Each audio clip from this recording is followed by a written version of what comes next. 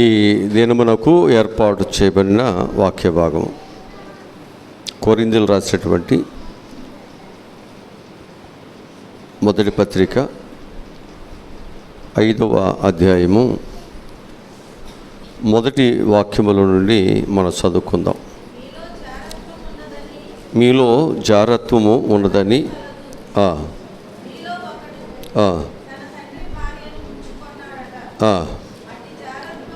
అట్టి జారత్వము అన్యజనులనైనను జరగదు.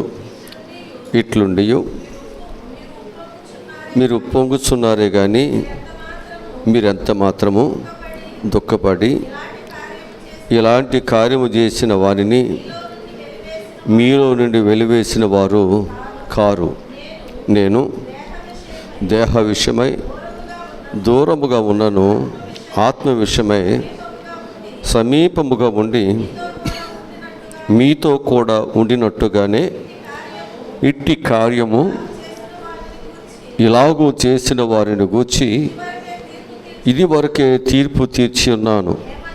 ఏమనగా ప్రభు అయిన యేసు దినమందు వారి ఆత్మ రక్షింపబడినట్లు శరీరేచ్ఛలు నశించుటకై మన ప్రభు అయిన యేసుక్రీస్తు నామమున మీరును నా ఆత్మయు మన ప్రభు అయిన యేసుక్రీస్తు బలముతో కూడి వచ్చినప్పుడు అట్టి వానిని సాతానులకు అప్పగింపవలెను.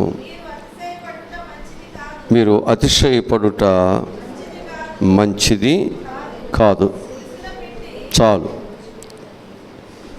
ఇక్కడ మనం జ్ఞాపకం చేసుకుంటే సంఘము అనేటువంటిది ఎలా ఉండాలి అని ప్రభు ఆశపడుతున్నారు అంటే,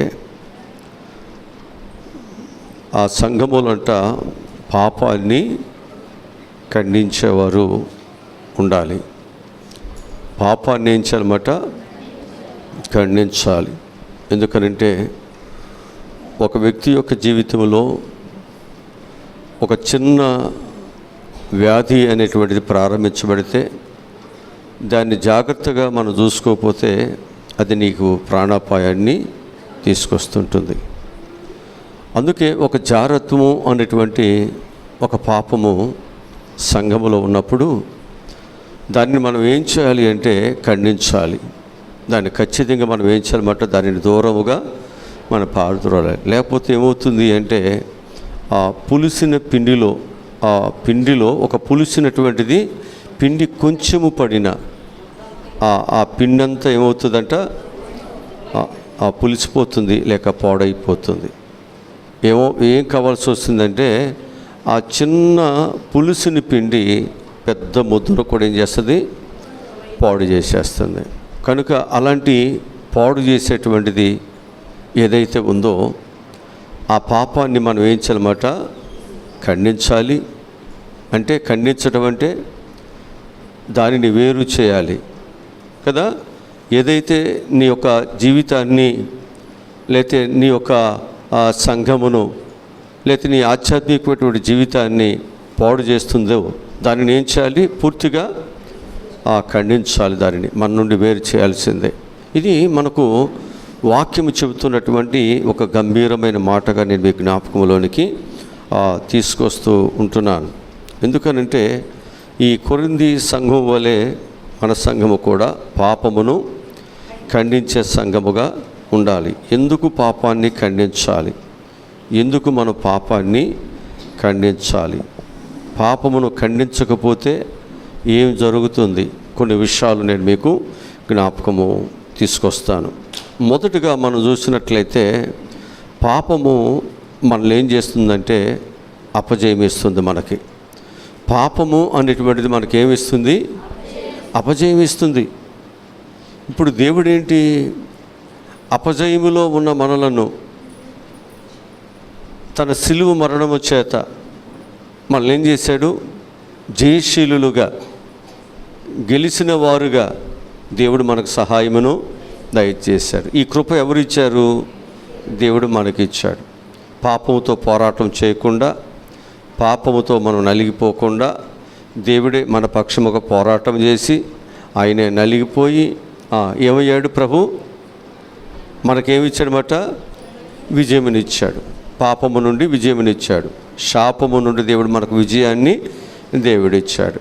ఇప్పుడు విజయం పొందినటువంటి మనము ఏం చేయబడకూడదన్నమాట? అపజయము పొందకూడదు. అపజయమునకు కారణం ఏమిటి? అపజయమునకు కారణం ఏమిటి? యెహోషువ గ్రంథము 10వ అధ్యాయము 11-12 వచనాలు చదువుదాం. యెహోషువ గ్రంథము 10వ అధ్యాయము 11-12 వాక్యాలు చదువుతున్నాం.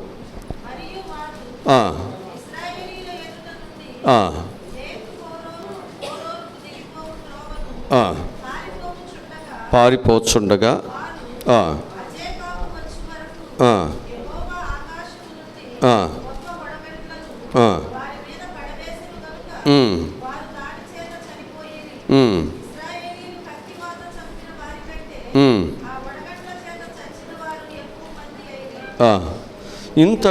ఇంత గొప్ప విజయము ఎవరికి ఇచ్చారు? దేవుడు ఇశ్రాయేలుకి ఇచ్చాడు కదా. మనము ఈ యెహోషువ గ్రంథంలో 10వ అధ్యాయంలో ఈ 11-12 వచనాల్లో మనం చాలా స్పష్టంగా ఈ విషయాల్ని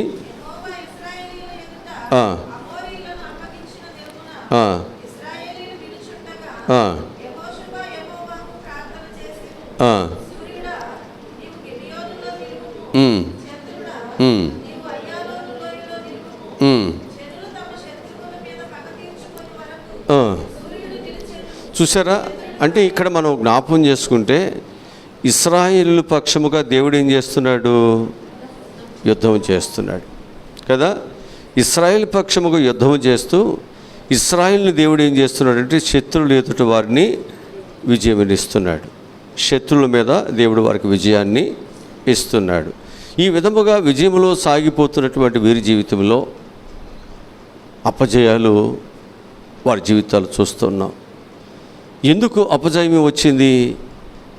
ఉదాహరణకు చూస్తే ఆకాను అనేటువంటి దేవుని యొక్క బిడ్డ, ఆకాను అనేటువంటి దేవుని యొక్క బిడ్డ ఏం చేశాడంటే దేవుని దగ్గర చెప్పిన మాట, లేకపోతే దేవుడు తనకిచ్చిన మాటను తనేం చేశాడు?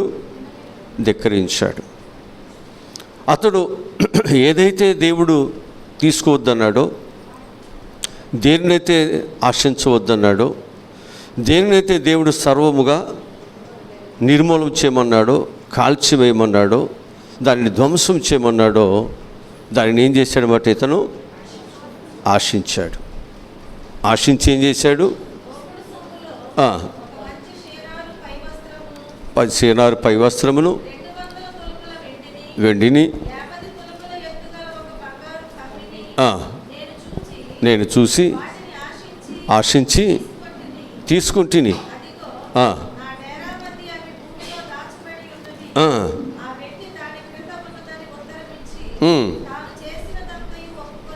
చూసారా? ఇప్పుడు ఒక మనుషుడు చేసినటువంటి పాపము, అప్పుడు దాకా విజయం పొందినవారు, అప్పుడు దాకా దేవుని యొక్క కృపలను, దేవుని యొక్క దీవులను సంపాదించుకున్నవారు, ఎప్పుడైతే ఒక మనుషుడు పాపం చేశాడో ఇశ్రాయేలు అందరూ కూడా ఏమైపోయారు తెలుసా అండి? అపజయం నొందారు. శత్రువులతో నిలబడలేకపోయారు. వాళ్ళు ఓడిపోయారు, చంపబడ్డారు. అవమానము, బాధ. ఎందుకనంటే ఒక పెద్ద యుద్ధములోనేమో ఒక పెద్ద దేశం మీదేమో వారు విజయాలు సాధించారు, ఒక చిన్న దేశం మీదేమో వారు ఓడిపోయి పారిపోతున్నారు. అవమానం కదా అది.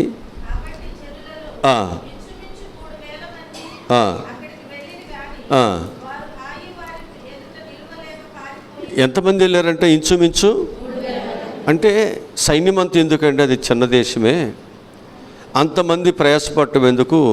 సుమారు ఒక 3000 మంది వెళితే ఏం చేయొచ్చు? దానిని పట్టుకోవచ్చు అని వారందరూ కూడా ఏం చేశారంటే ఆ 3000 మందితో హాయి మీదకి వెళ్ళారు. కానీ హాయి సైన్యం ఎదుట ఇశ్రాయేలీలు నిలవలేకపోయారంట, పారిపోయారంట. అనేక మంది చనిపోయారంట. ఏంటిది? ఎందుకు జరుగుతుంది ఇలాంటి అవమానం?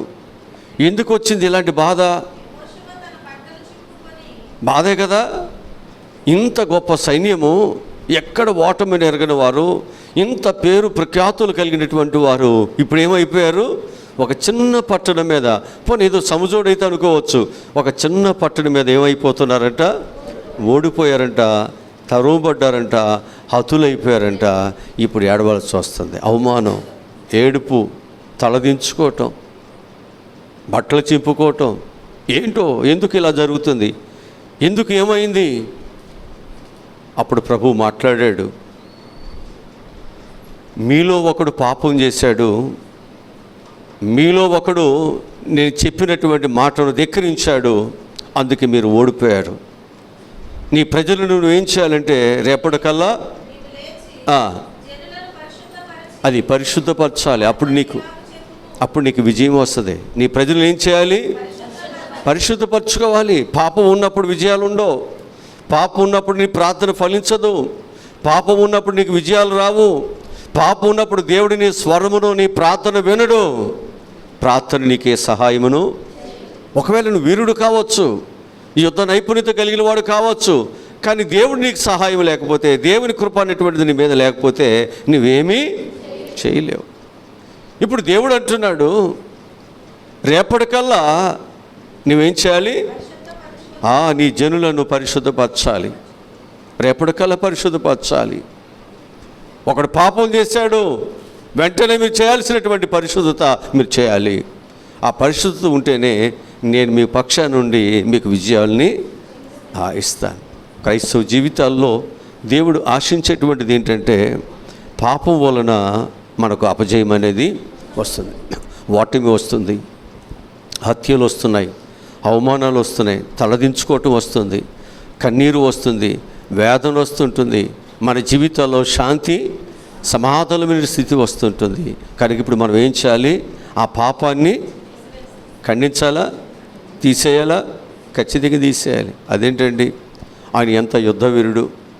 ఆయన యుద్ధం చేసి గత కాలంలో ఎన్నో విజయాలను అనుగ్రహించాడు కదా. మరి అలాంటి వ్యక్తిని ఈరోజు ఏదో పొరపాటు ఏదో ఉంది. మానవ జీవితాలు సహజంగా మానవుడు ఏదో ఒక పొరపాటులో ఉంటాడు. అలా అయితే ఎలాగండి అనేటువంటిది వారు అనుకోకుండా వారందరూ ఏం చేశారు తెలుసా అండి? వారు ఏకదాటిగా వారు పరిశుద్ధపరచుకోవటానికి ఎవరిలైతే పాపం ఉందో ఆ ఆకాను యొక్క కుటుంబాన్ని, వారి డేరాన్ని, వారి పశువులను, వారు కలిగిన వాటిని అన్నిటినీ ఆకోరు లోయలోకి తీసుకువెళ్ళి ఏం చేశారన్నమాట? రాళ్లతో కొట్టి చంపేశారంట. అంటే పాపాన్ని ఏం చేయాలి? పాపాన్ని ఏం చేయాలి? మనము ఖండించాలా? ఖండిస్తేనే నీకు విజయం. చాలామంది జీవితాల్లో పాపమును అలాగే పెట్టుకుని విజయాల కొరకు, దీవెనల కొరకు, మేలుల కొరకు మనం చాలా ప్రయాసపడుతున్నాం. మన హృదయమును దేవుడు ఎరిగి ఉన్నాడు. అక్కడ యెహోషువకు తెలియపోవచ్చు, లేదా తన చుట్టూ ఉన్నటువంటి స్నేహితులు ఎవరికి తన యొక్క ఆ దుర్బుద్ధి, ఆ దురాలోచన, అతనిలో ఉన్నటువంటి చెడు స్వభావం ఎవరికి తెలియపోవచ్చు. ఎందుకనంటే అతడు రహస్యంగా చేసినటువంటి పాపం మనుషులు కనుగొనలేదు. అందరూ నమ్మారు, మంచివాడే కదా అనుకున్నారు. కానీ అతడు చేసిన దుర్మార్గం వలన, అతడు చేసినటువంటి ఒక కుట్ర వలన, అతడు చేసినటువంటి దేవునికి వ్యతిరేకమైనటువంటి కార్యం వలన దేవుని ప్రజలకు అవమానం వచ్చింది, దేవుని ప్రజలకు ప్రాణాపాయం వచ్చింది, దేవుని ప్రజలకు చాలా వేదన వారి జీవితాల్లో కలిగింది. అందుకే యెహోషువ ఏం చేశాడంట? ఆయన తలదించుకున్నాడంట, బట్టలన్నీ చింపుకున్నాడంట. ఎందుకు మాకు ఇలాంటి అవమానం ఎందుకు వచ్చింది? ఇప్పుడు జనులందరికీ తెలిస్తే, మా శత్రువులు తెలిస్తే మమ్మల్ని తరిమి ఏం చేస్తారు? కొట్టి చంపేస్తారు. అప్పుడు ప్రభు రేపటికల్లా నీ జనులను నువ్వేం చేయాలి? పరిశుద్ధపరచమనగానే పరిశుద్ధపరిచారు, అడిగారు, సీటీలు వేశారు. ఆ సీటీలు ఎవరి మీదకి వచ్చింది? ఆకాను మీదకి వచ్చింది. వాళ్ళు ఏం చేశారు? వెంటనే ఆకాన్ని ఆ జనుల నుండి వేరు చేశారా? ఆ పాపాన్ని తీసేశారా? బాధపరిచితివి.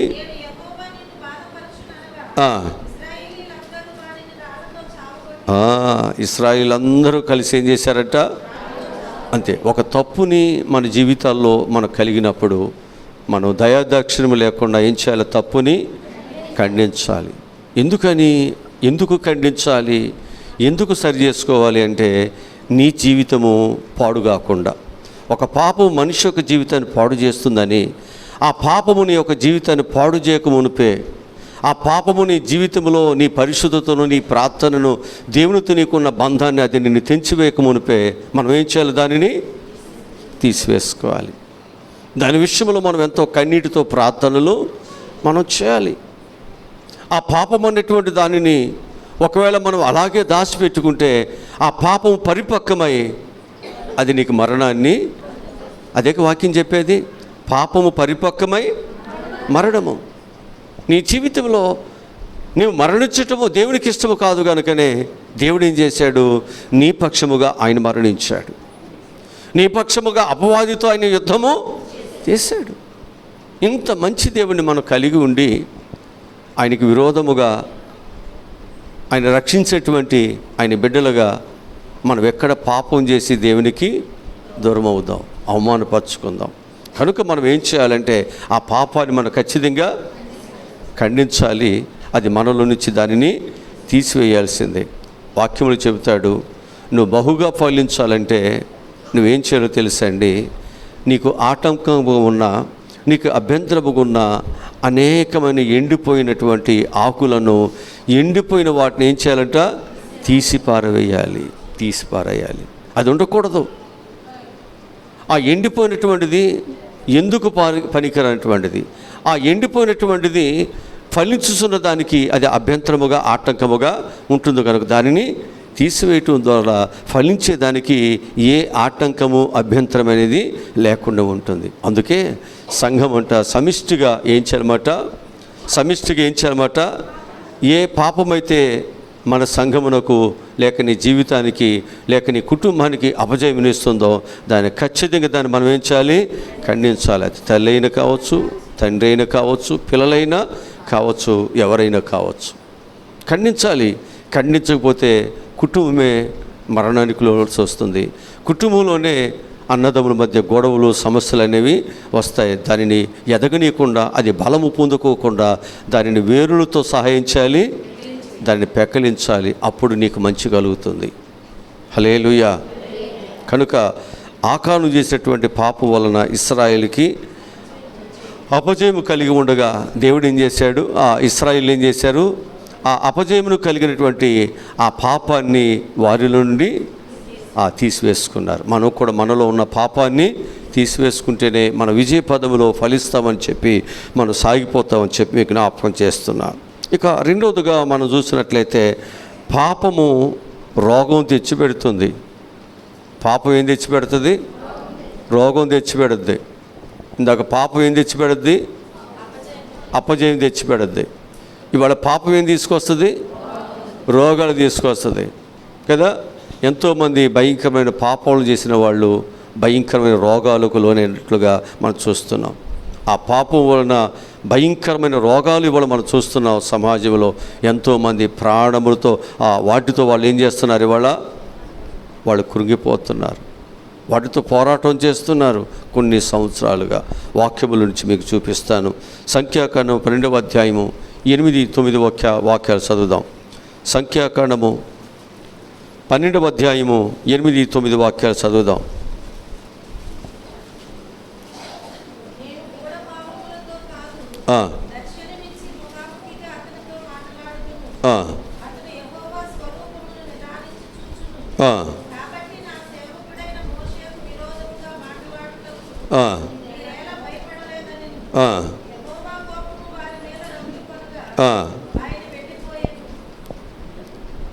చాలు. తనకు సేవకునికి విరోధముగా వారు మాట్లాడును బట్టి దేవుని యొక్క కోపం ఎవరి మీదకి వస్తుంది?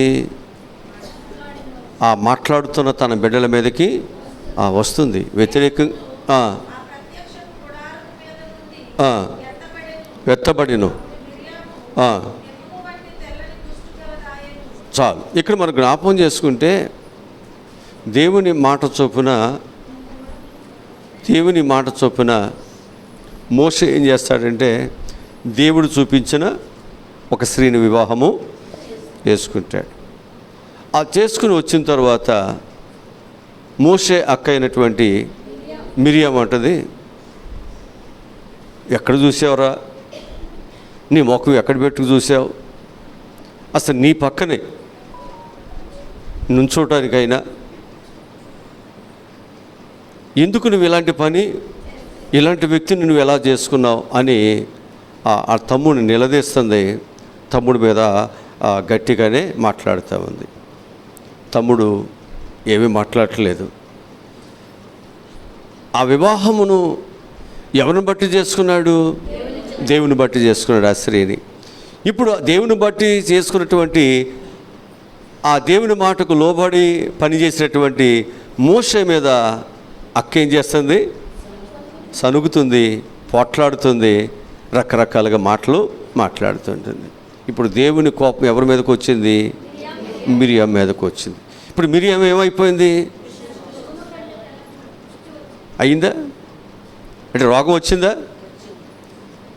వచ్చిందా? దేని బట్టి వచ్చింది రోగం? మామూలు సోడా తాగబట్ట ఎందుకు వచ్చిందండి? మామూలుగా మాట్లాడతారు కట్ట దైవజనుల మీద.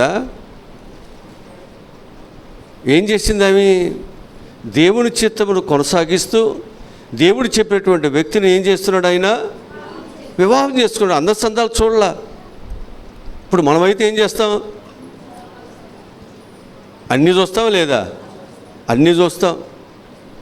డబ్బులు చూస్తాం, ఇల్లు వాకిలు చూస్తాం, అందసందాలు చూస్తాం. ఏది తక్కువగా ఉండకూడదు. మరి అక్కడ ఏం చేశాడు ఆయన? అవేమీ దేవుడు ఎవరితో వివాహం చేసుకున్నాడో వాళ్ళతో వివాహము చేసుకున్నాడు. చేసుకున్నందుకంట అక్క తమ్ముడి మీద ఏం చేసింది? సనిగింది. ఇప్పుడు ఈ సనుగు దేవుడు విన్నాడు. ఇప్పుడు ఆమె సనిగినటువంటి సనుగు మోషేకు విరోధముగా కాదు, దేవునికి విరోధముగా. ఎవరికి విరోధముగా? దేవునికి విరోధముగా సనుగుతుంది. దేవుని కోపం ఎవరి మీదకి వచ్చింది? మిరియాం మీదకి వచ్చింది. ఇప్పుడు మిరియాం ఏమైపోయింది?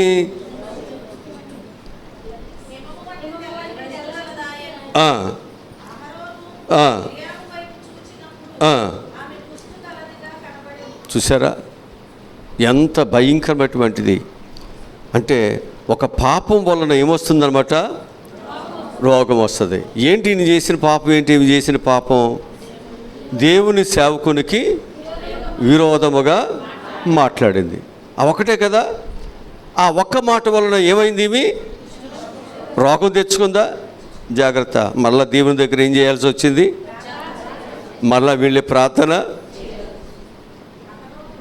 జాగ్రత్త. మనం విరోధముగా దేవుని దగ్గర మనం మాట్లాడుతున్నాం. దేవుని కోపం మళ్ళీ మన మీదకి వస్తే మళ్ళీ ఎవరు ప్రార్థన చేయాలి? మళ్ళీ సేవకుడే చేయాలి. అందుకే మనం మాట్లాడుతున్నప్పుడు మన జీవితాల్లో మనం భయము కలిగి మనం దేవుని దగ్గర మనము ప్రవర్తించాలి. అందుకే వాక్యాలు కూడా ఏమన్నాయంటే, మీరు దేవుని మందిరానికి వచ్చినప్పుడు మీ ప్రవక్తను జాగ్రత్తగా చూసుకోవాలా? ఎట్లా పడితే అట్లా ఉండాలి. ఇక్కడ జాగ్రత్తగా ఇక్కడ కూర్చోవాలి, జాగ్రత్తగా మనం మాట్లాడాలి. ఎందుకంటే ఇక్కడ చూస్తున్న దేవుడు ఉన్నాడు, ఒక రోషము కలిగిన దేవుడు ఉన్నాడు. మనం చేస్తున్నటువంటి ప్రతిదానికి దేవుడు జీతాన్ని ఇచ్చేవాడు ఉన్నాడు. మరి ఆ భయం లేకుండా మోషే మీద సనిగింది. ఆమె తెలుసో తెలియక మొత్తం మీద సనిగింది. తమ్ముడా నువ్వేంటి ఇట్లా?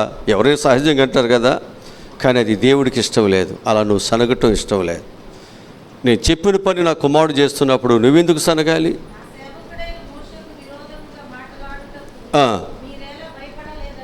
మీరు ఎలా భయపడలేదు? అసలు ఎందుకు భయం లేదు మీకు? ఆయన వెనకాల ఎవరున్నారు? ఆయనకి ముందు ఎవరున్నారు? మరి ఆయన ఎన్ని అద్భుతాలు చేస్తున్నారు? ఎవరిని బట్టి చేస్తున్నారు? మరి అలాంటి ఒక దైవజనుని, ఒక మండుతున్న దైవజనుడు, ఇశ్రాయేలు పక్షముగా పోరాటం చేస్తున్నటువంటి వాడు, ఆ ప్రజలకు సహాయం చేయటానికి సమస్తాన్ని విడిచిపెట్టినవాడు, ఇన్ని త్యాగాలు చేసి మీ కుటుంబాల కొరకు, మీ బిడ్డల కొరకు అంత ప్రార్థనలు చేస్తూ ఉంటే అదే దైవజనుడి మీద నువ్వు సనగటం ఎంతవరకు కరెక్ట్? అందుకే దేవుని కోపం అంట ఎవరి మీదకి వచ్చింది? మిరియాం మీదకి వచ్చినట్లుగా ఇక్కడ మనం చూస్తున్నాం. కనుక మిరియాము మోషే మీద సనుకుటి వలనే ఆ పాపము కుష్టి రూపములో ఆ మీదకి వచ్చింది. కనుక మనము కూడా ఈ రోగము లేకపోతే ఇలాంటి పాపము, ఇలాంటి సనుగుడు లేకపోతే వ్యతిరేకత అనేటువంటిది ఏదైతే ఉందో అది మనకు నష్టాన్ని తీసుకొస్తుంది అని దేవుని వాక్యం చాలా స్పష్టంగా మనకు బోధిస్తూ ఉంటుంది. ఇక మూడవదిగా మనం చూసినట్లయితే పాపము మనలను శత్రువుల చేతికి అప్పగిస్తుంది. పాపము మనలను శత్రువుల చేతికి అప్పగిస్తుంటుంది. వాక్యముల నుండి మీకు చూపిస్తాను. న్యాయాధిపతుల గ్రంథము 13వ అధ్యాయము మొదటి వాక్యాన్ని చదువుకుందాం. న్యాయాధిపతుల గ్రంథము 13వ అధ్యాయము మొదటి వాక్యము చదువుదాం. ఎవరండి వీళ్ళు? ఇశ్రాయేలు మరలంటే అంత మునుపు చేశారనేగా. అంతకుముందు చేసిన వాడిని ఏమంటారు? మరలా అంటారు కదా. అంటే కుక్కదోక. ఇక ఎప్పుడు బ్రతుకంతా వంకరేనా? ఇక ఎప్పుడు నువ్వు ఇలాగే బ్రతుకుతావా? ఇలాగ మారవా? నీ పరిస్థితికి ఇంతేనా? అసహించుకునేదాకా, త్రోసివేసేదాకా మన జీవితాలలో మనం ఎందుకు ఇలాగూ ప్రవర్తించాలి? ఇశ్రాయేలుని దేవుడు ప్రేమిస్తుంటే, ఇశ్రాయేలు యొక్క క్షేమం కొరకు దేవుడు అహర్నిశలు తప్పిస్తుంటే, ఇశ్రాయేలుని విడిపించడానికి దేవుడు తన సేవకులను పంపించి వారికి బలమును ఆశీర్వాదములు అన్నీ ఇచ్చి వారిని నడిపిస్తుంటుంటే, ఈ ఇశ్రాయేలు ఏం చేస్తున్నారంటే మరలా దేవునికి విరోధము పాపము దోషులు కాగా యెహోవా 40 సంవత్సరములు ఎవరి చేతికి అప్పగించాడు? శత్రువుల చేతికి అప్పగించాడా?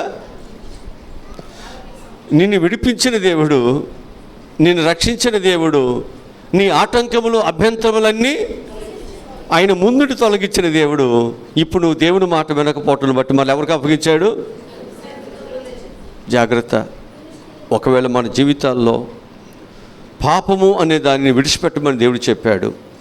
ఏ పాపము కొరకైతే దేవుడు శిలువ మరణాన్ని పొంది మనకు పరిశుద్ధతనిచ్చాడో అదే పాపాన్ని మరలా మనం చేస్తూ దాన్ని దేవుడు వద్దన్నప్పటికీ, అది నీకు మంచిది కాదు అని చెప్పినప్పటికీ, అది నీ యొక్క జీవితంలో నీకు శత్రువుల చేతికి అప్పగించి నీ జీవితం పాడైపోతుంది అని దేవుడు చెప్పినప్పటికీ కూడా మనం ఏం చేస్తున్నాం? అదే పాపాన్ని మరలా చేస్తూనే ఉన్నాం. మరి దేవుడు ఏం చేస్తాడు? ఎన్నిసార్లు దేవుడు క్షమిస్తాడు? అందుకు నీకు ఏదైతే కావాలన్నావో, ఏ పాపం అయితే కావాలన్నావో ఆ పాపం చేతికి, ఆ శత్రువు చేతికి నేను నిన్ను అప్పగిస్తాను. వెళ్ళు. ఎన్ని సంవత్సరాలంట? 40 సంవత్సరాలు. న్యాయాధిపతుల గ్రంథము 10వ అధ్యాయము 6, 7, 8, 9 వచ్చిన చదువుదాం.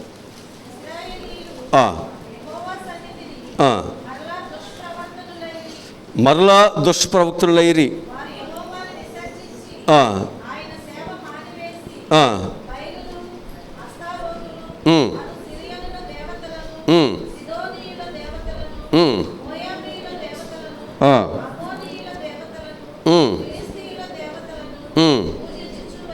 పూజించుచు వచ్చిరి.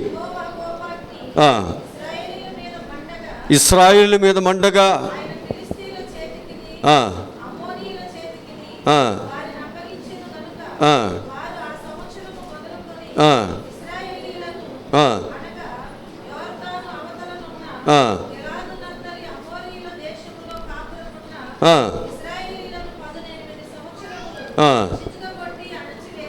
ఎన్ని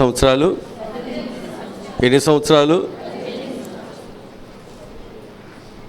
అంటే దేవుడు చేయి విడిచితే మన జీవితాల్లో శత్రువు ఎలా ఉంటాడో మనకు అర్థమవుతుంది.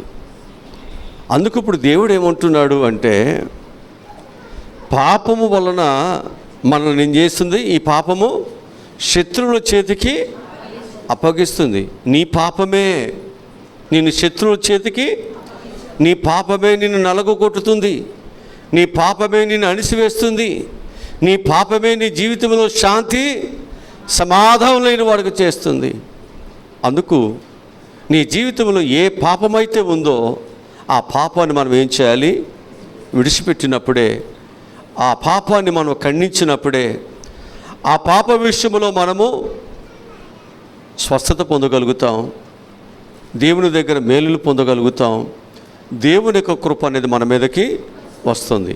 ఒకవేళ అదే పాపాన్ని మన జీవితాల్లో ఉంచుకుంటే అపజయం వస్తుందని, అదే పాపాన్ని మన జీవితాల్లో ఉంచుకుంటే రోగం వస్తుందని, అదే పాపం మన జీవితాల్లో ఉండాలి శత్రువుల చేతికి అప్పగిస్తామని దేవుడు చెబుతున్నాడు. కనుక ఆ పాపాన్ని మనం ఏం చేయాలి?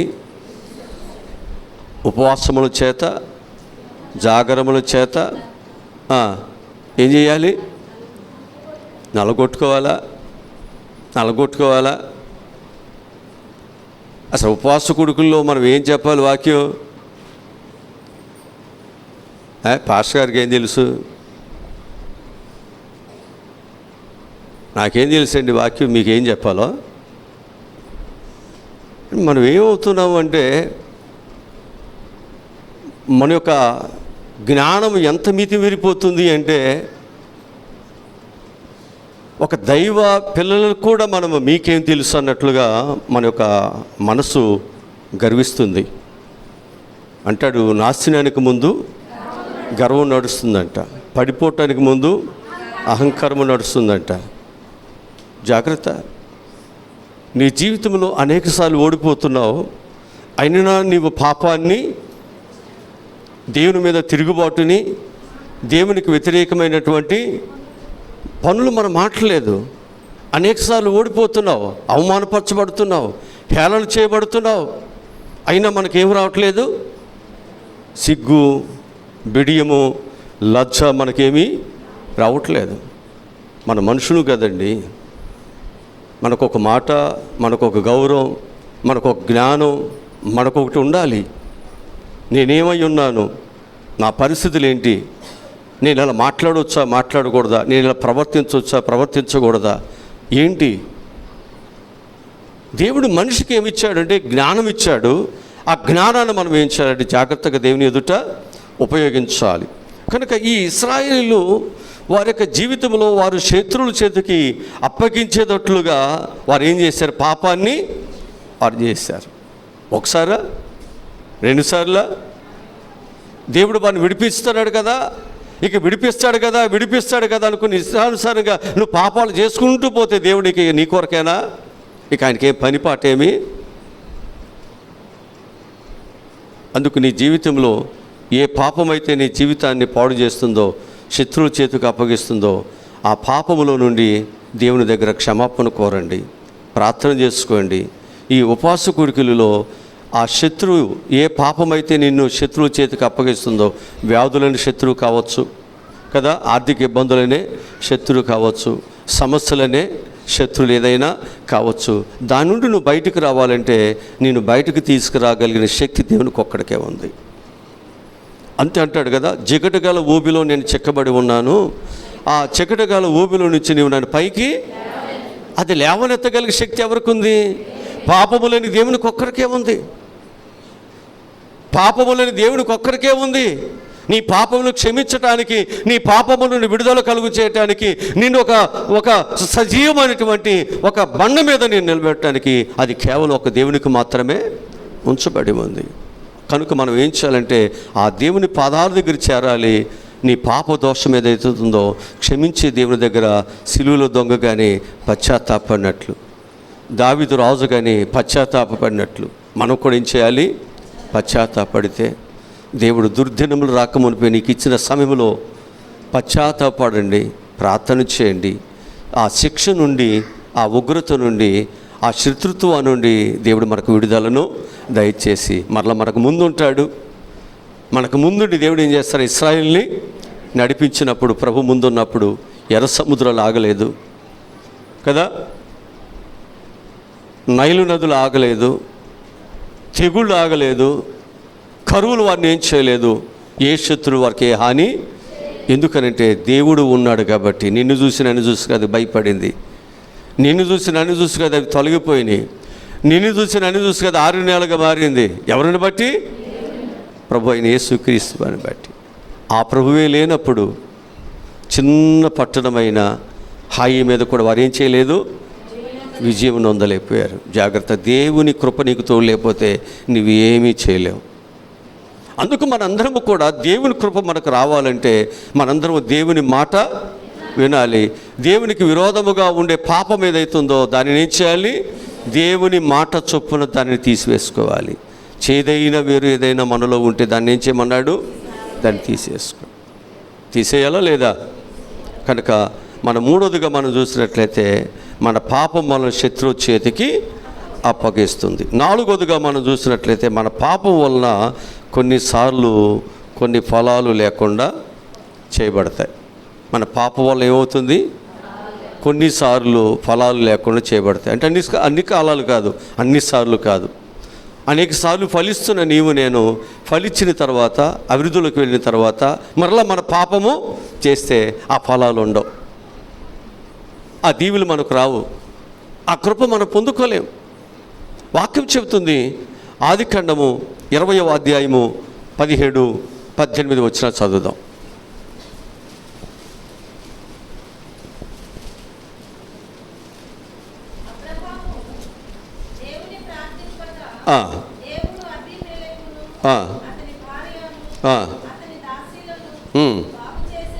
చాలు చాలు. ఇక్కడ ఎవరు ప్రార్థన చేస్తే అంటే అప్పటి వరకు కూడా ఏమైంది? వారి గర్భఫలములు పడటం లేదు. ఎందుకు పండట్లేదు? ఎందుకు పండట్లేదు? అబీమెలెకు ఏం చేశాడు?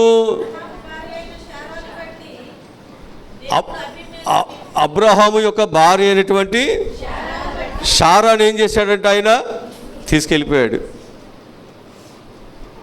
అబీమెలెకు రాజు ఎవరి భార్యని తీసుకెళ్ళిపోయాడు? అబ్రహాం భార్యని తీసుకెళ్ళిపోయాడు రాజుగారు.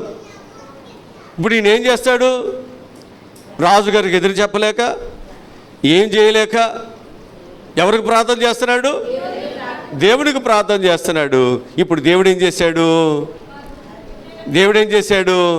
అబీమెలెకుతో మాట్లాడాడు. ఇదిగో నువ్వు చేస్తున్నటువంటి తప్పది. ఆమె ఒక ప్రవక్త యొక్క భార్య, ఒక సేవకుని యొక్క భార్య. ఆ సేవకుని భార్యను ముట్టినట్లయితే జాగ్రత్త అని వార్నింగ్ ఇచ్చాడు.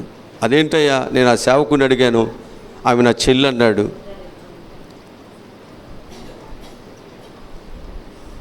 నువ్వు తీసుకెళ్ళిపోయిన ఆమెని ఆయనకు అప్పగించాయి. ఆ కారణం చేత ఆ తప్పు చేటును బట్టి ఈ అబీమెలెకు యొక్క భార్య యొక్క గర్భం ఆగిపోయింది. అంటే ఆ ఇంట్లో ఉన్న దాసీలు ఎవరైతే ఉన్నారో వారందరి గర్భాలు ఆగిపోయినాయి. అంటే ఒక పాపము నీ కుటుంబంలో గర్భఫలము రాకుండా అది ఏం చేస్తుంది? ఆప్ చేస్తుంది. జాగ్రత్త. ఏముందులే, పాపమే కదా, ఆ పాపం వలన గర్భఫలం వస్తుంది కదా, ఆ పాపం వల్ల నాకున్న ఆ లోటు తీర్చబడుతుంది కదా మనం అనుకుంటున్నాం. కానీ వాక్యం చెప్తుంది ఆ పాపమే నీకు గర్భఫలము రాకుండా చేస్తుంది. ఆ గర్భఫలము నీకు రావాలి అంటే నువ్వేం చేయాలి? దేవుని దగ్గర ప్రార్థన చేయాలి. ఇప్పుడు ఎవరు చేశాడు ప్రార్థన? అబ్రహాము చేశాడు ప్రార్థన. దేవుడు ఏం చేశాడు? విని మరలా దేనినైతే మూసేశాడు దేవుడు దానిని తెరవజేశాను. మరలా వారి పిల్లల కన్నెదొట్లకు దేవుడు సహాయమును దయచేశాడు. జాగ్రత్త. నీ పాపము నీ కుటుంబంలో ఫలభరితముగా లేకుండా, అభివృద్ధిలోకి వెళ్లకుండా ఒకవేళ నీ గర్భఫలం మూయబడుతుందేమో. అది ఏంటి అంటే అది దేవునికి ఇష్టమైన జీవితం కాదేమో, నువ్వు దేవునికి ఇష్టముగా బ్రతకట్లేదేమో, లేక నీ పాపం వలన నీ యొక్క జీవితాలలో ఆ ఫలాలు, ఆ దీవులను మనం పొందుకోలేకపోతున్నామేమో. వాక్యం ఏం చెబుతుంది? గర్భఫలము అన్నాడు కదా. ఏ ఫలం అది? గర్భఫలము. ఇప్పుడు మరలా దేవుడు ఏం చేశాడు? ఆ ఫలములు లేని జీవితాన్ని ఫలించుదట్లుగా దేవుడు సహాయమును మళ్ళా కుటుంబానికి దేవుడు ఆశీర్వాదం ఇచ్చేశాడు. ఎప్పుడైతే ఆ బిడ్డను మరి ఏమీ చేయకుండా దేవుని మాట విని మళ్ళీ తిరిగి ఆ సేవకునికి అప్పగించేశాడు. దేవుని ఆశీర్వాదం మళ్ళీ ఆ కుటుంబం మీదకి దేవుడు పంపించాడు. జాగ్రత్త. నీ నా జీవితాల్లో ఒకవేళ పాపం వల్ల కొన్నిసార్లు మనం ఏం పోగొట్టుకుంటున్నాం? ఫలములను మనం పోగొట్టుకుంటున్నాం. అబీమెలెకు అలాగే చేశాడు.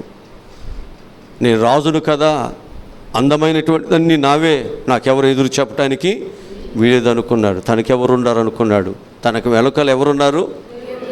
రాజులకు రాజు, ప్రభువులకు ప్రభు అయిన గొప్ప దేవుడు ఉన్నాడు. హల్లెలూయా. యుద్ధశూరుడు ఉన్నాడు, యోగ్యత కలిగిన వాడు ఉన్నాడు. తన పిల్లలకి ఏ చిన్న హాని కలిగినా, అంతేనా?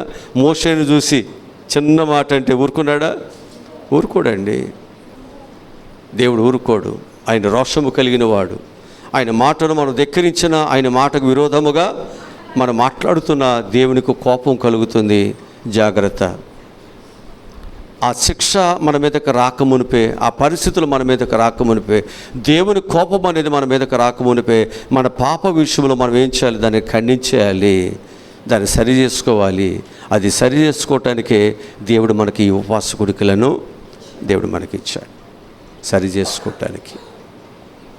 అసలు పాపం ఏంటో తెలిస్తేనే సరి చేసుకునేది. అసలు నీలో దోషం అంటే ఎలా ఉందో అనేది నీకు తెలిస్తేనే కదా నువ్వు దాన్ని తీసివేసుకునేది. అందుకే దేవుడు ఈరోజు మనతో మాట్లాడుతున్నాడు. దేవుడు మనతో మాట్లాడుతున్నాడు అంటే సరి చేసుకోవటానికి దేవుడు సరి చేసుకుంటే దేవునికి సహాయమును చేస్తాడు. నువ్వు ఆయన మాట విని కానీ సరి చేసుకున్నావా?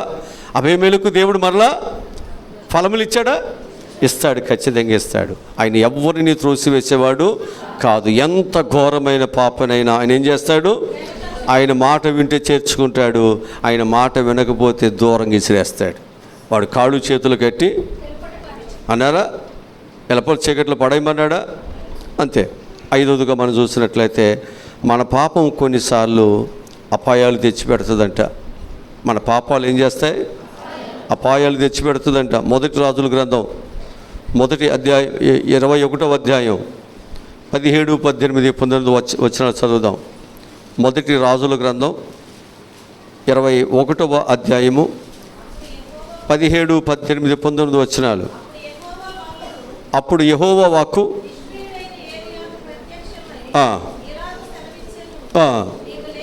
నువ్వు లేచి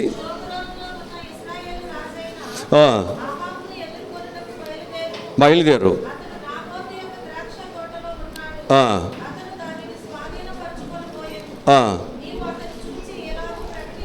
ఈయన ఏం చేశాడు చెప్పండి?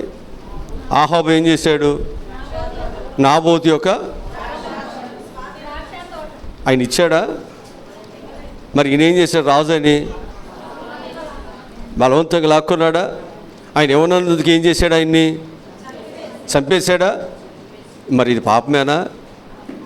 పొరుగువారిని భార్య అయినను ఎద్దునైనను దేనిని ఆశించవచ్చా?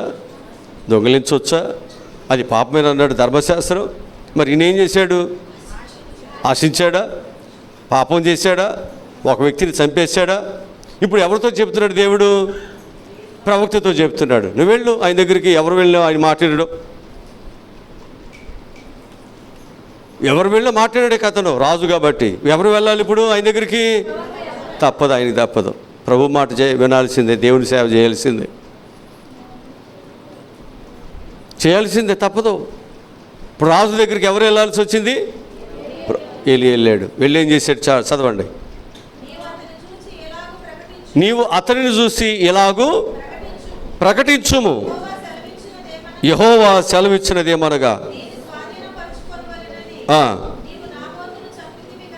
నాబోతును చంపిదివి కదా, దీన్ని స్వాధీనం చేసుకోవాలని యెహోవా సెలవిచ్చినదేమనగా ఏ స్థలమందు కుక్కలు నాబోతు యొక్క రక్తాన్ని నాకేయో ఆ స్థలమందే కుక్కలు నీ రక్తాన్ని ఏం చేస్తాయంట? నిజముగా నాకునని. అబ్బా, దేవుడు ఊరుకుంటాడా? దేవుడు తన ప్రజలకు ఎప్పుడు ఎలా ఉంటాడు? అండగా ఉంటాడు. ఇప్పుడు తనకు బలం ఉంది కదా, నేను రాజును కదా అని అన్యాయముగా ఆయన బ్రతులాడుతున్నా, నాకున్నది ఇంతవరకేనయ్యా, నాకేమీ లేదు చెప్పినా వినుకోకుండా ఏం చేశాడు? ఆ 2 ఎకరాలు భూమిని, ఆ తోటను, ద్రాక్ష తోటను తాను లాగేసుకోవటానికి ఏం చేశాడట? నేను అనుకుంటున్నాను ఆయన రాజుకి అంతున్న ఆయన ఆస్తి 2 ఎకరాలతో సరిపోదేమో. దేవుని పిల్లలకి కొంచెం వచ్చినది ఆశీర్వాదమే. అందుకే ఒక్కొక్కరికి ఎక్కువ ఉన్నా దేవుని పిల్లలు ఏంటి అట్ట ఉన్నారు, దేవుని పిల్లలు ఏంటి అట్ట తింటున్నారు, దేవుని పిల్లలకి ఏంటి అట్లా ఉంది అంటే వాళ్ళకి అంతకంటే ఎక్కువే ఉంటుంది దేవుని పిల్లల కంటే కూడా. కానీ వాళ్ళ యొక్క చూపు అంతా ఎవరి మీద ఉంటుంది? నేను అనుకుంటాను అంటే వాళ్ళకంటే కూడా మాకు వచ్చే ఈ కానుకల ద్వారా వచ్చే ఈ దేవుడు మాకు ఇచ్చే ఇదే గొప్ప కావాలి. అందుకే అందరి కళ్ళు ఎవరి మీద పడతాయా? నిజమేనండి ఈ మాట. ఆయనకి అంత ఆస్తి ఉన్నా ఆ రాజుకి పాప 2 ఎకరాలు ఉన్నటువంటి పేదవాడి యొక్క ఆస్తి మీద పడి అది గొప్పదైతేనే చంపేసింది, ఆ భూమి విలువైతేనే చంపేసింది, అంటే తనకున్న దానికంటే కూడా శ్రేష్టమంటే కదా చంపేసింది, ఆశపడింది. నిజమే, దేవుడు తన పిల్లలకు కొంచెం ఇచ్చిన అది శ్రేష్టమైనది ఇస్తున్నాడు. దేవుడి పిల్లలకు కొంచెం ఇచ్చిన అది చాలా దీవెనకరమైనది. చాలామందికి ఎంతున్నా వారి జీవితాలు ఒక తృప్తి ఆశీర్వాదము లేదు. వారి దరిద్రులే, వారి జీవితాలు ఎప్పుడు కూడా ఎదుటి వారి మీద పడి ఏడిసే స్వభావం, ఎదుటి వారిని చూసి ఓర్చుకోలేని స్వభావం, ఎదుటి వారి యొక్క కష్టాన్ని శ్రమను కూడా గుర్తించలేని దౌర్భాగ్యమైనటువంటి స్థితి. ఇక్కడ ఈ నాబోతు దగ్గరికి వెళ్ళి నిజముగా దేవుడు చెబుతున్నాడు, నిజముగా ఆ కుక్కలు ఏవైతే నాబోతు యొక్క రక్తాన్ని ఇక్కడ ఈ స్థలములో నాకాయో ఆ స్థలములోనే కుక్కలు నీ రక్తాన్ని నాకుని నిజముగా నీతో చెబుతున్నాను. సేవకుడు రాజునంటే రాజు ఊరుకుంటాడండి? ఈరోజు మీకు జ్ఞాపకం చేస్తున్నాను, పాపము కొన్నిసార్లు మనల్ని ఏం చేస్తుంది? అపాయాల్లోనికి నెట్టేసింది. ఆయన్ని యెహోవా ఏం చేశాడు తెలుసా అండి? ఆయనని ఆ ఇంటి మీద నుంచి కిందకి పడద్రోసి గుర్రాలతో తొక్కి చంపేశాడు. దేవుడు ఏదైతే చేశాడో, ఏదైతే చెప్పాడో అది ఖచ్చితంగా నెరవేర్చబడుతుంది. కనుక నీ జీవితంలో నువ్వు చేసిన పాపములు, నువ్వు దేవుని ఆశీర్వాదాలు పొందుకోవాల్సిన నీవు, దేవుని ప్రజలకు ఒక దీవెనకరంగా ఉండవలసిన నీవు, నీ పాపమే నీ మరణానికి కారణమవుతుంది. అందుకే పాపాన్ని మనం ఏం చేయాలి? వెంటనే మనం ఖండించాలా? తీసేయాలా?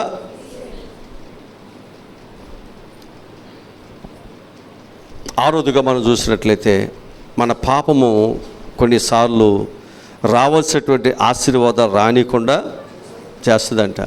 ఏది? మనం చేసే మన పాపాలు మనకు రావాల్సిన ఆశీర్వాదాలు రాకుండా అదే మనల్ని ఆపజేస్తుందంట. మనం ఏమనుకుంటాం? పాపం చేస్తే దీవించబడతాం, మోసాలు చేస్తే దీవించబడతాం, అట్లా జీవిస్తే ఇట్లా జీవిస్తే మనం అన్నీ సంపాదించుకొని మనం అనుకుంటున్నాం. మరి బైబిల్ ఏం చెప్తుంది? దేవుని వాక్యం అంటది, నీ ఆలోచనలు వేరు, నా ఆలోచనలు వేరు. మన ఆలోచనలు ఏంటంటే పాపం వలన మనం అభివృద్ధిలోకి వెళ్తామని. దేవుని యొక్క ఆలోచన ఏంటంటే నీ పాపం వలన నీవు నశించిపోతావని, నీవు ఆశీర్వాదాలు కోల్పోతావని బైబిల్ చెబుతుంటుంది. అందుకే ఇప్పుడు దేవుని వాక్యం మనకి ఏమి చదివిస్తుంది అంటే, సమూయేలు గ్రంథము, మొదటి సమూయేలు గ్రంథము 15వ అధ్యాయము 23వ వాక్యం చదువుదాం. మొదటి సమూయేలు గ్రంథము 15వ అధ్యాయము 23వ వాక్యం చదువుతున్నాం. పాపముతో సమానము.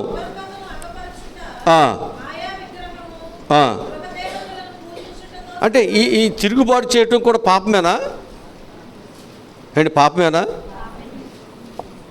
ఏంటి అటు చూస్తున్నారు నా యొక్క అయ్యగారు అచ్చగా మీ మీదే వాక్యం చెప్పినట్టు. బైబిల్ వాక్యం చెప్తుందిగా. నా దగ్గరే ఉందా బైబిల్? మీ దగ్గర కూడా ఉందా? ఇప్పుడు నా దగ్గర ఉన్న వాక్యం మీ దగ్గర కూడా ఉంటుందిగా.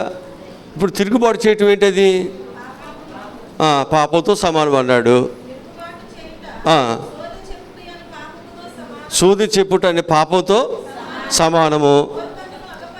మూర్ఖత్వమును అగపరచుట, మాయా విగ్రహము, గృహ దేవతలతో పూజించుటతో, అంటే విగ్రహారాధన చేయటమే కదా, అది కూడా పాపమేగా. ఇప్పుడు మనం ఏం చేస్తున్నాం? మనం ఏం చేస్తున్నాం అంటే, మనము ఆశీర్వాదాలు పొందటానికి దేవుడు మనల్ని ఏర్పాటు చేసుకుంటే, మనం ఆశీర్వాదాలకు బదులు మనం ఏం చేస్తున్నాం, దేవుని మీద తిరుగుబాటు మనం చేస్తున్నాం. అందుకు మనకేమైపోతుంది, మనకు రావాల్సిన ఆశీర్వాదము అయిపోతుంది. బైబిల్ చెప్తున్న మాట ఏంటంటే, సౌలు చేసినటువంటి తిరుగుబాటు అనేటువంటి పాపము అతని యొక్క జీవితంలో రాజరికము అనే ఆశీర్వాదాన్ని తన కుటుంబం అవుట్ అయిపోయింది. దేవుని మీద తిరుగుబాటు చేయటం బట్టి దావీదు కంటే ముందుగా ఆశీర్వదించబడినటువంటి వారి కుటుంబం అది. కానీ ఇప్పుడు వారు ఏం చేశారు, తిరుగుబాటు చేయటం అనేటువంటి పాపమును తన జీవితంలో ఉంచుకొని తనకు మేలు చేసేటువంటి దావీదును అనేక సార్లు పాపం చేశాడా? దేవుడు ఏం చేశాడు, ఇప్పుడు ఆశీర్వాదం అసలు ఆ కుటుంబానికి లేకుండా చేసి ఎవరికి ఇచ్చాడు ఇప్పుడు ఆశీర్వాదాన్ని? దావీదుకి ఇవ్వటమే కాదు, దావీదుకి దేవుడు ఇచ్చిన వాగ్దానం ఏమిటంటే, సూర్యుడు నిలిచినంత కాలము, చంద్రుడు నిలిచినంత కాలం అని దేవుడు ఇచ్చిన వాగ్దానము. ఇక మరలా నీ కుటుంబానికి ఈ సింహాసనం మీద ఒక్కడైనా ఉండాల్సిందే. ఈ ఆశీర్వాదము సౌలుకుందా? లేదు. ఎందుకో తెలుసా, తిరుగుబాటు చేయటము అతడు మానలేదు. తిరుగుబాటు చేసేవాడి పాపానైనా విడిచిపెట్టలేదు.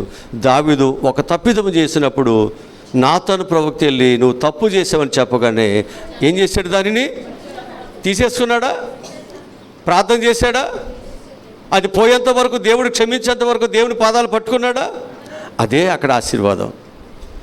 అతనికి ఆ మనసు లేదు, అతడు ఆశీర్వాదాన్ని పోగొట్టుకున్నాడు. అతనికి ఆ మనసు ఉంది, పశ్చాత్తాప మనసు ఉంది, నేను పాపం చేశానని మనసు ఉంది, దేవునికి విరోధంగా బ్రతుకుతున్న మనసు ఉంది. వెంటనే ఆ పాపాన్ని విడిచిపెట్టాడు, దేవుని కృప పొందుకున్నాడు. ఈరోజు నీవు నేను కూడా బైబిల్ చెప్పే మాట ప్రకారం నీతిమంతుడు లేడు, ఒక్కడు లేడు. తెలుసో తెలియకో పొరపాటు ప్రతి మానవుడు చేస్తూనే ఉంటాడు. దేవుడు గద్దిస్తున్నప్పుడు, అంటే ప్రవక్తలు పంపిస్తున్నప్పుడు, లేకపోతే సేవకుని నోటు నుంచి దేవుని వాక్యం మన దగ్గరికి వస్తున్నప్పుడు, అయ్యగారు అచ్చంగా నా మీదే చెబుతున్నాడు అనే భావం కంటే సరి చేసుకోవటం వలన, సరిదిద్దుకోవటం వలన దేవుని కృప నీ మీదకి, నీ కుటుంబాల మీదకి వస్తుంది.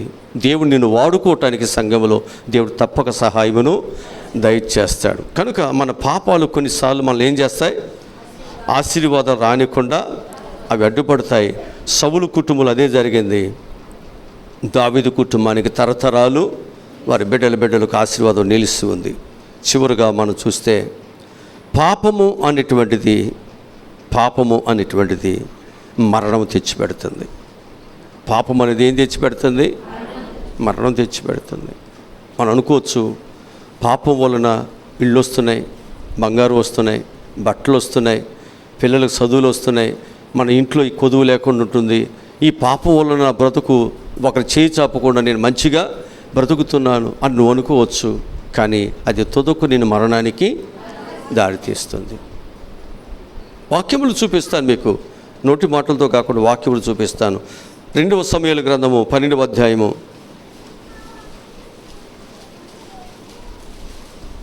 16, 17, 18 వచ్చా చదువుదాం.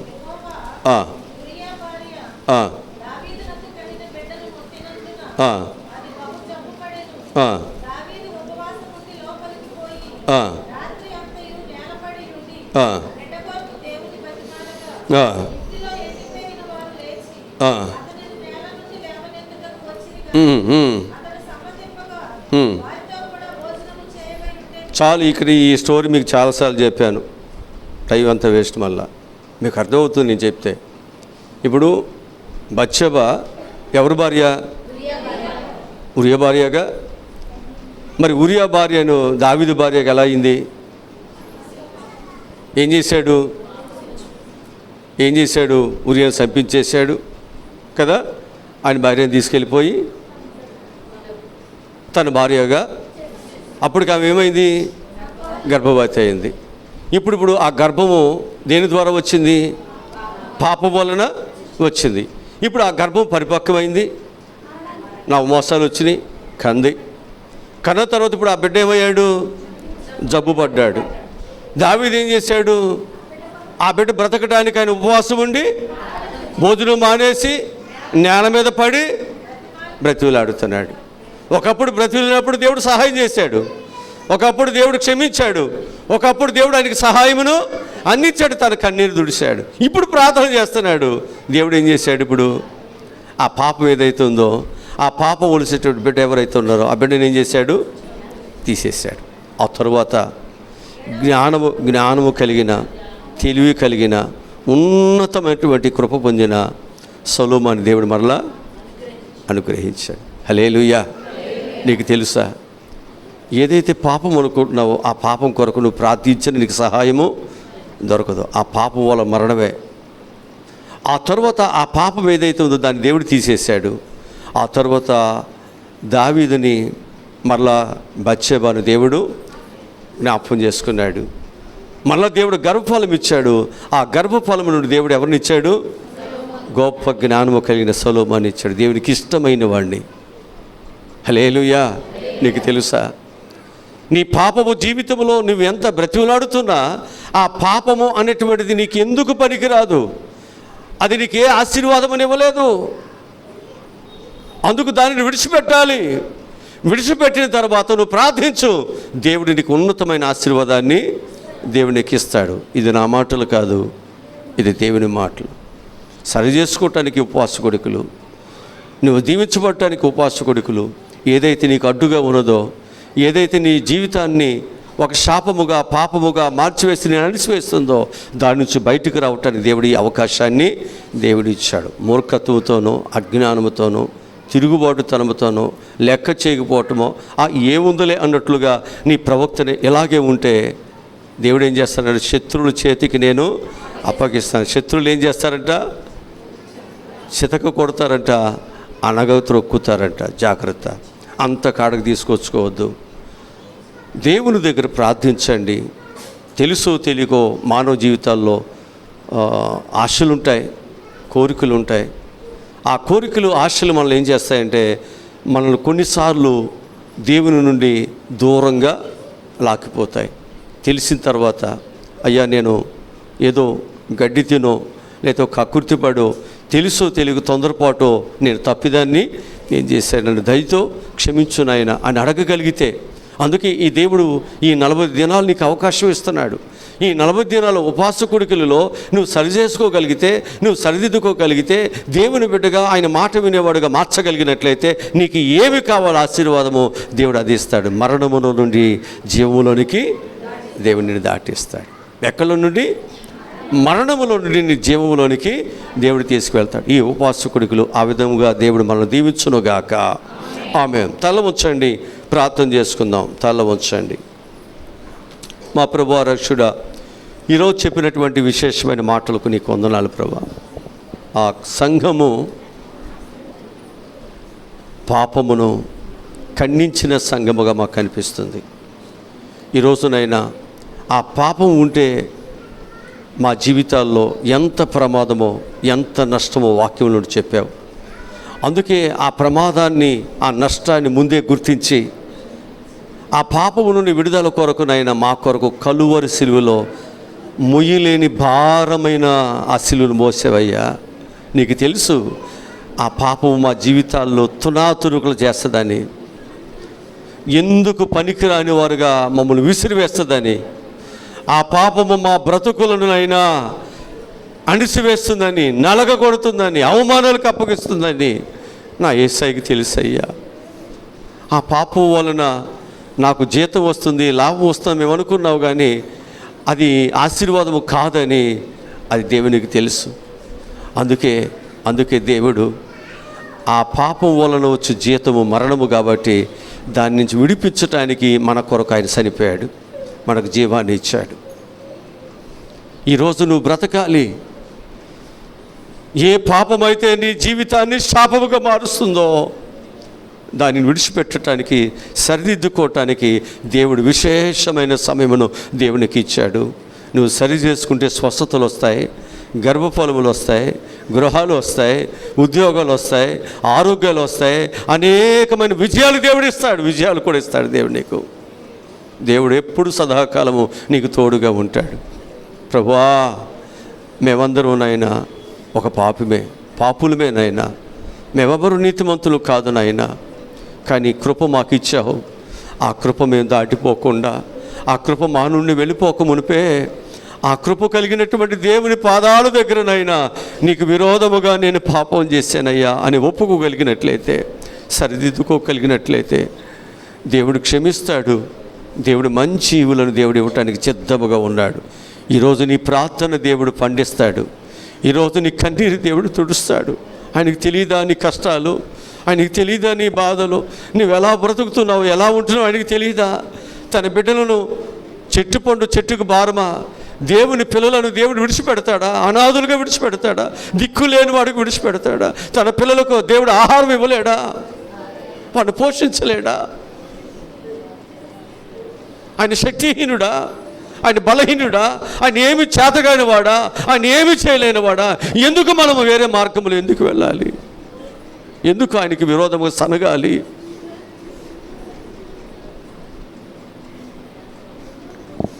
ఈరోజు ప్రభువా, నీ పిల్లలుగా మేము పశ్చాత్తాపముతో దేవునికి లోబడుతూ మా జీవితాలు సరి చేసుకోవటానికి మీరే సహాయములను దయచేయమని యేసు నామములో ఈ మనములు ప్రార్థనలు అడిగి పొందుకుని ఉన్నాము తండ్రి. మన పరమ తండ్రిని దేవుని ప్రేమ, కుమారుడైనటువంటి యేసుక్రీస్తు వారి యొక్క దైవకృప, పరిశుద్ధాత్మని నిత్యాదరణ, కాపుదల భద్రత సదాకాలముతోడే ఉన్నగాక. ఆమేన్.